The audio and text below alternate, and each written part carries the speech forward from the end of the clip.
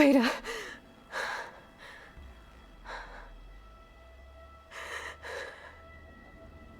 Varl.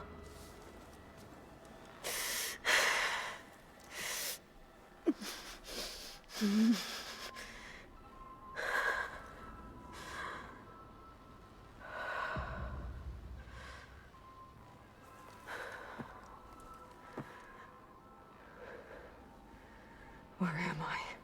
Ah, you're awake. You took quite a hit when Gerard attacked you. I imagine you must still be in a great deal of pain. I can assure you that we are safe. The others can't detect us here. You mean the other Zeniths? You must be Tilda. I wasn't sure if Beta would have told you about me. Where is she? Alive. And while she isn't where she wants to be, not in urgent danger. We must discuss how to get her back, of course, after you've shaken off the cobwebs. When you're ready, take the stairs down the hall and come see me. In the meantime, I'll make breakfast. Breakfast. Okay.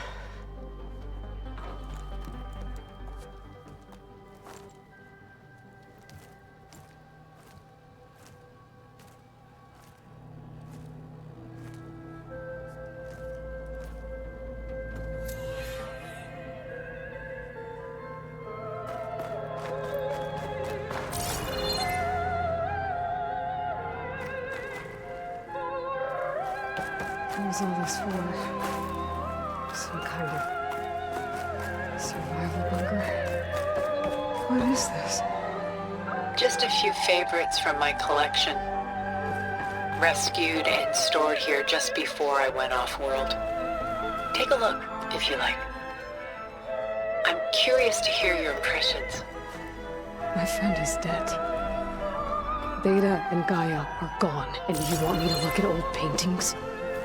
Don't be so quick to dismiss the comfort we can find in art, or the insight we might gain.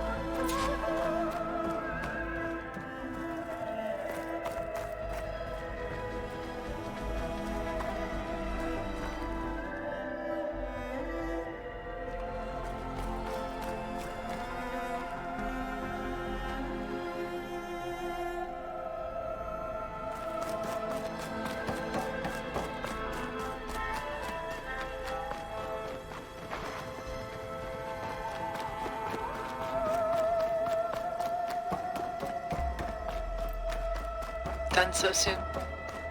I've got more important things to worry about. We both do. There is much we are trying to save, not the least of which is in that vault. There's nothing wrong with savoring such treasures for a moment more.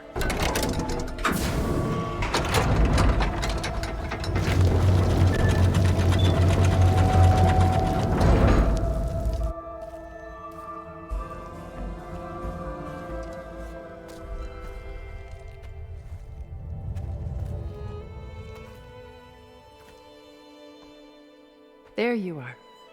Feeling better? How did you find us? At the cauldron? And what did you do to everyone right before I passed out? All business, I see. Well, suffice it to say we were keeping a very close eye on Hephaestus, knowing we would need it at some point. Your ruse didn't fool us, and as for my little trick, it was an overload of the senses, accompanied by an energy discharge. Gerard and Eric were only momentarily disoriented due to their shields, but it rendered you unconscious while I got you out. Perhaps some breakfast might steady you a bit?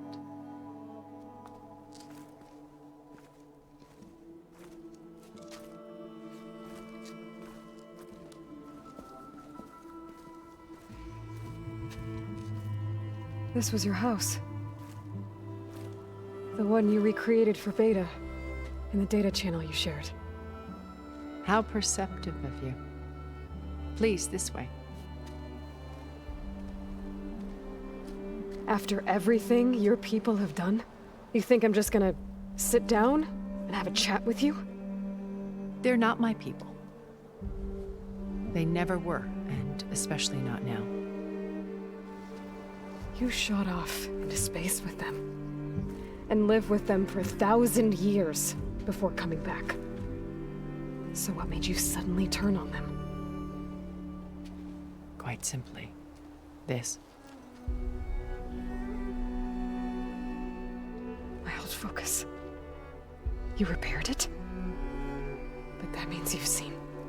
Incredible things. What you've accomplished in 2 decades of life.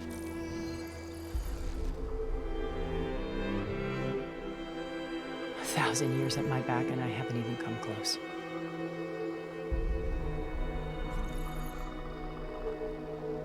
I'm sorry if I invaded your privacy, but I had to. In order to understand. To be enlightened. You truly are Elizabeth's blood. With her drive, her sense of mission, her integrity. Watching all this shamed me for the company that I've kept. Having seen it, all I want is to help you. Even if it means stopping your friends? Especially so. Please, sit down.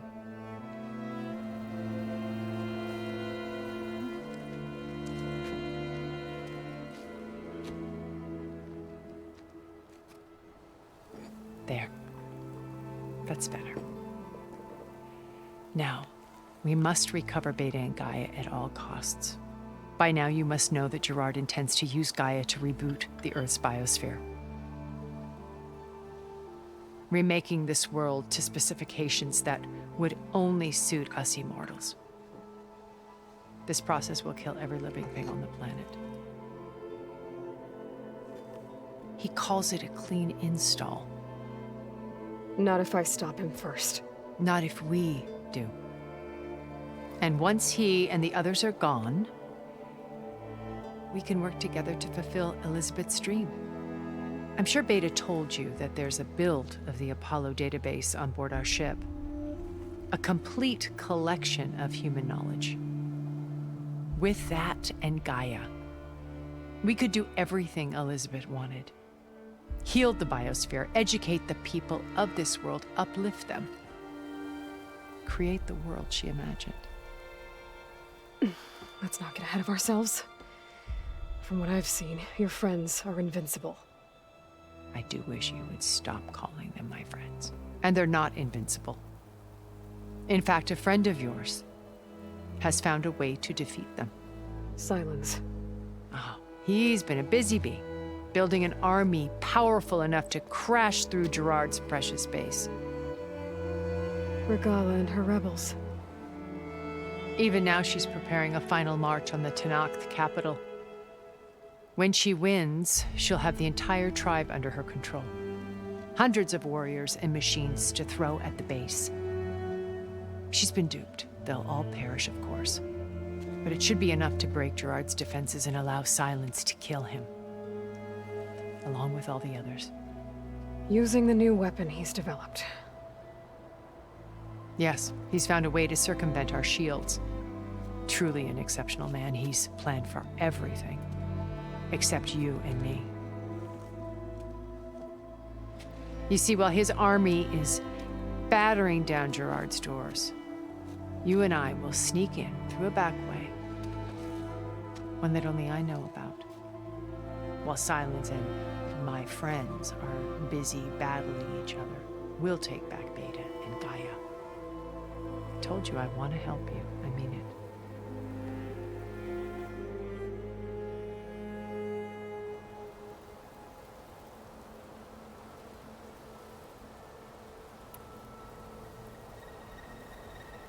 You said Beta's not in urgent danger, so what are the Zeniths doing to her? Putting her to work. Merging Hephaestus with Gaia. A difficult, time-consuming task, as I'm sure you know. They will compel her if need be. But her life is not in danger. She's the only one who can do it. Because you people made her to be nothing but a tool. Gerard's idea, not mine. They always viewed me with suspicion when I attempted any form of kindness towards her. That's why I created the data channel. A virtual place where we could speak in peace.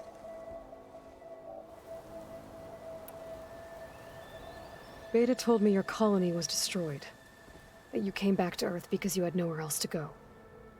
It's true. After we reached our destination, a planet in the Sirius star system, we spent decades building a new home. The physical constraints of Earth, the boundaries of mortality, gone. To think of what we could have done with it. It might have been a utopia. Instead, we stagnated, absorbed in effortless comforts and virtual realities. It took a cataclysm to finally yank us out of our stupor. What happened? A massive geological event. We knew of instabilities in the planet core, but we underestimated them. By the time the collapse was upon us, it was too late to stop it. Only a few of us made it to the ship in time. We set course for Earth, the only safe harbor left to us. Which you decided to make unsafe for anyone else. Not me. Gerard. He believes it's better to wipe the canvas clean than work around the smudges. No more primitive tribes, no more combat machines, only a blank slate to do with as he pleases. But we will stop him. All we have to do is get into that base. My old focus. How did you find it, let alone repair it? When we encountered you at the Hades Proving Lab, Gerard saw you as a redundancy. I knew better. You were a revelation. After your dramatic escape, bravo, by the way. Gerard and Eric assumed you were dead and gave up the hunt. I wasn't so sure. When the others were busy, I returned to the lab and searched for any trace of you. That's when I found this little treasure. Not easy to repair, but certainly worth the effort. As I watched your life unfold, you were like a splash of color on a worn canvas. What Liz was, and more. Did you show it to the others? Of course not. It was your actions that inspired me to defy them. It's worth noting that if I hadn't found it and watched its contents, I wouldn't have known to save you at the cauldron. You'd be dead. So I should be grateful? If you like.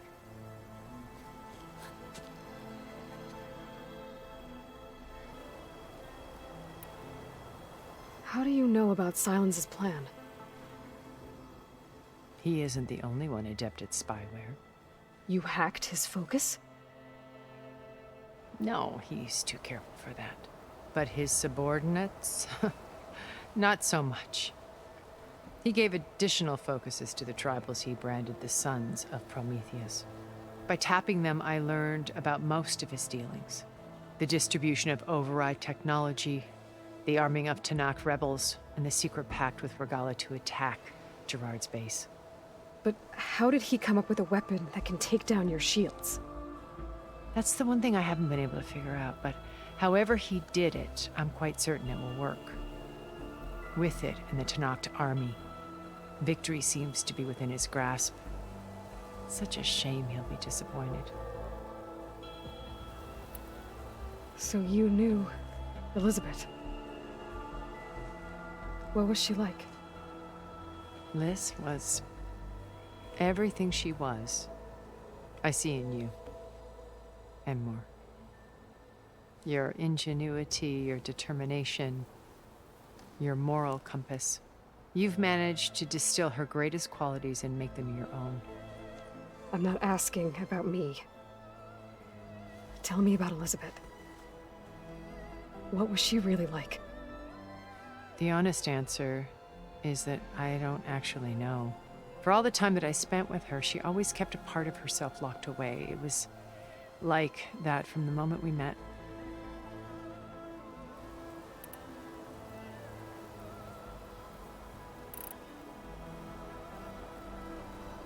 So this channel you shared with Beta, none of the other Zeniths ever found out about it. Gerard believes he's the most cunning of all of us. Even after 1,000 years, he still can't imagine that I would outwit him. The channel allowed me to interact with Beta away from their mistrustful eyes. It offered us a chance to be ourselves. Until you cut off all contact. Yes, though it pained me. I was worried that our meetings would do her more harm than good. Well, she felt like you tossed her aside. I was afraid the others would find out and punish her. She may not have had the comforts of friendship anymore, but at least I ensured she was safe. I know it seems harsh, but you must believe that her well-being has always been paramount to me. Why did you make the data channel look like this place? I built this house as a shelter to weather any storm. A safe place. Not just for me, but for the art stored below. Cultural artifacts of incalculable value. Truly some of the greatest achievements of human civilization. And you wanted Beta to see them? Yes. Her upbringing was so cold and technical. I thought if she could experience Vermeer and Rembrandt, it would bring something else into her life. A heritage every bit as valuable as the scientific and technical data being drummed into her. I'm sorry I had to cut off contact, but I'll never regret sharing this house with her. She needed its shelter even more than I did.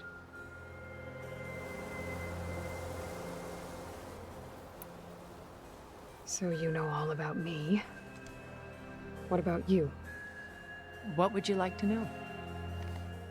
Well, start with your life on Earth. When I was 8, terrorists flooded my home city. Thousands drowned, my parents included. I was one of the few who survived. My guardian sent me to boarding school. Among my peers, I was the strange girl, the orphan to be avoided. All because of circumstances beyond my control. Oh. So we're a lot alike, huh? Aren't we? You were an outcast. But you didn't let that stop you from getting what you needed. Neither did I. I climbed my way out of desolation and used my wits to build a fortune. First from the technical analysis of art and the detection of forgeries. Profitable expertise in those days. But as it turned out, the software I developed was even more useful for counterintelligence. From there, it was only a short step to gathering extremely valuable intelligence on my own. You were a spy? More like a service one could turn to for information. I had to remain anonymous, of course, to protect my privacy. But despite that anonymity, Far Zenith inevitably sought me out.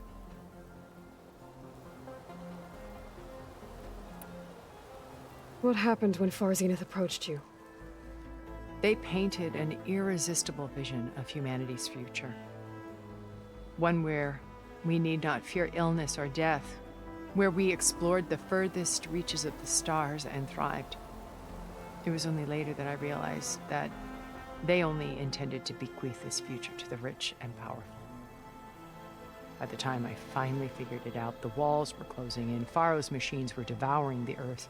So I accepted Far Zenith's invitation to a berth on the Odyssey. I wanted Liz to come, but she had nobler plans, as you well know.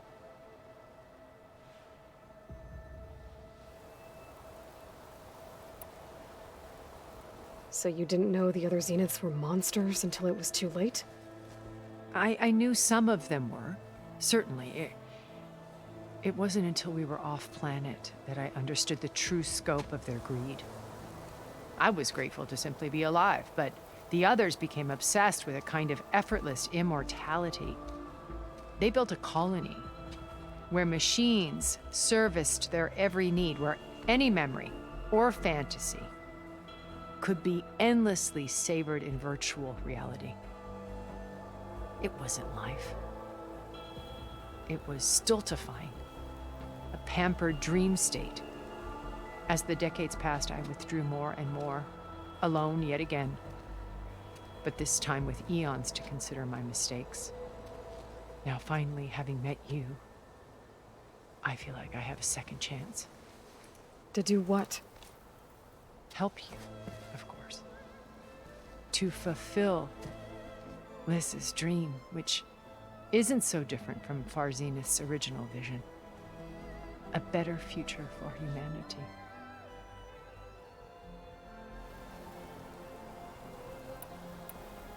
What exactly is your plan to sneak into the Zenith base? We will make use of a lesson I learned from an early age. Always know your exits. In this case, a place where Gerard's new construction meets the ancient foundation, a passage that only I can access.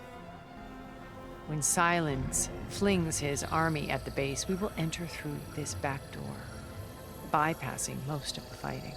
The distraction will provide us with a window in which to rescue Beta and Gaia. Once we're inside the base, where will we find Beta and Gaia? Here in the command center. By then, Gaia will have been reunited with all of its subordinate functions, including Hephaestus. What about the alpha build of Apollo on your ship? A simple matter of recovery once the others have been dealt with. With that in hand, we'll have everything we need to make this world as it should be. Regala's only interested in killing Hekarro and waging war on the Karja. What does she have to gain by attacking Zeniths? It's the price she must pay for her war. Without the ability to override machines, her little rebellion would have languished in the desert. So she trades with the Sons of Prometheus. Machines to help her overthrow Hekarro. In exchange for an assault on the base. Pride has deluded her into thinking she can actually survive such a battle. And all without ever knowing who the Sons of Prometheus really answer to. Yet for all of Silence's brilliance, still he underestimates you. That blind spot is what will allow us to take Beta and Gaia right out from under him. While hundreds of Tenakth are cut down outside. So when you met Elizabeth, she was what? Distant? Aloof? Not aloof. Not exactly. It was a summit in Paris about machine learning, a touchy subject in those days, because regulatory authorities were just starting to clamp down on AIs. Liz gave the keynote address. She had already achieved great renown for her work in automated environmental reclamation. But in her address, she was just starting to imagine the next step. An AI-driven system that wouldn't just act on its programming, but actually take responsibility for its sphere of influence. To care about life. Not just follow orders. Revolutionary stuff. I was fascinated. And I wanted to meet her for a long time. I watched her after her talk. She had spoken with such moral authority, such empathy. But after that, she retreated. I could tell she felt uncomfortable with all of her admirers. It was as if giving the talk had cost her something. I didn't want to be a pest, so I planned my approach carefully.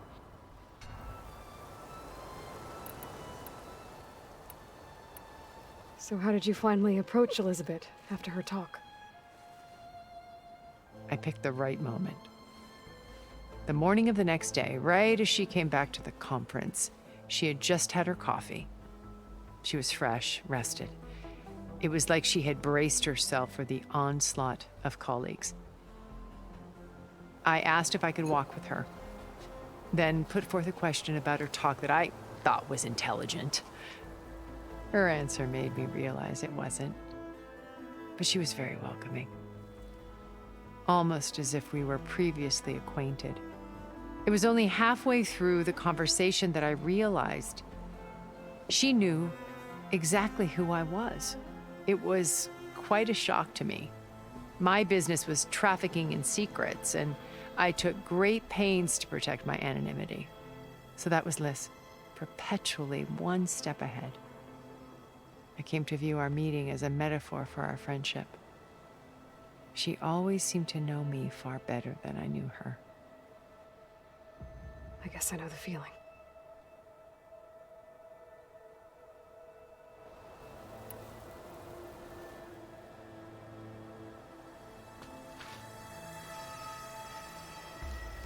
First Varl.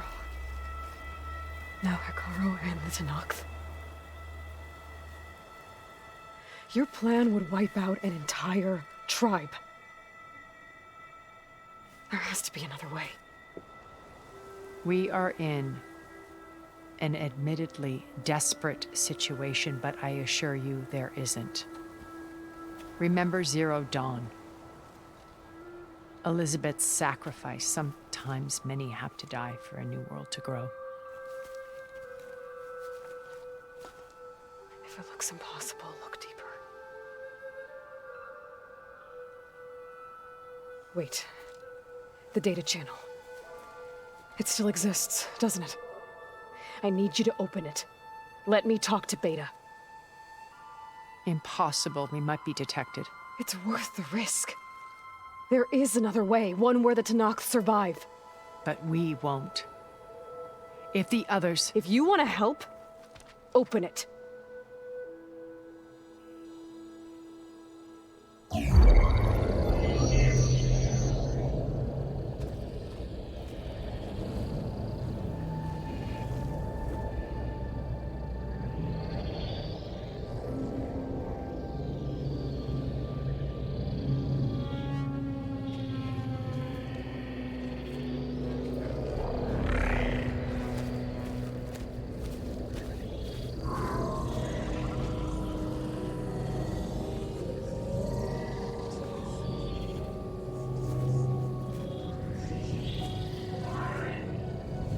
What are they doing to her? Virtual reality dissociation. The manual merge of Hephaestus will take hours upon hours of tedious micromanagement. If she resists the work, they run simulations to induce feelings of isolation and despair. Beta, can you hear me? You're alive. They're watching me. I can't hold up this extra protection for long. You should have killed me. No. No, look at me. I'm coming for you. I promise. Okay? I just need you to hold out a little while longer and work on the merge.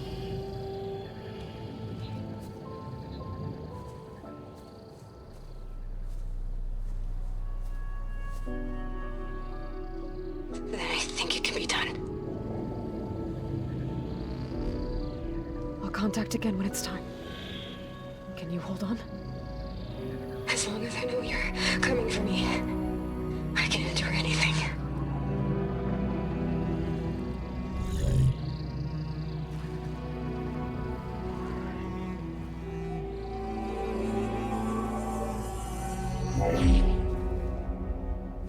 All right. I did as you asked. Now I think you need to tell me what you're planning. I'm going to take Silent's army away. I don't need it. Only the weapon he made to penetrate your shields. And how do you propose to get it? Ask him nicely? Without Regala and her rebels, he won't have a choice. We'll be his only option.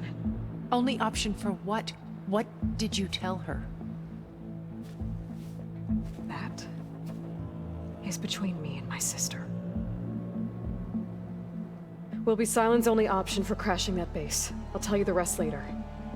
But first, there are a couple of things I have to do. Oh. And what are those? Lay my friend to rest. And then I'm going to use the override that Beta gave me at Gemini to put an end to Regala's rebellion. From the air. Wait.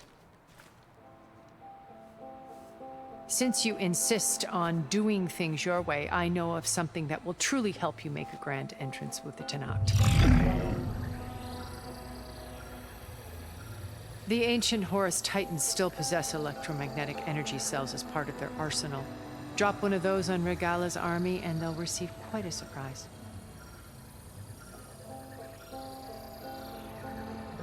So go, do what you must. I'll come to your base if you manage to bring silence to the table. Not if. When.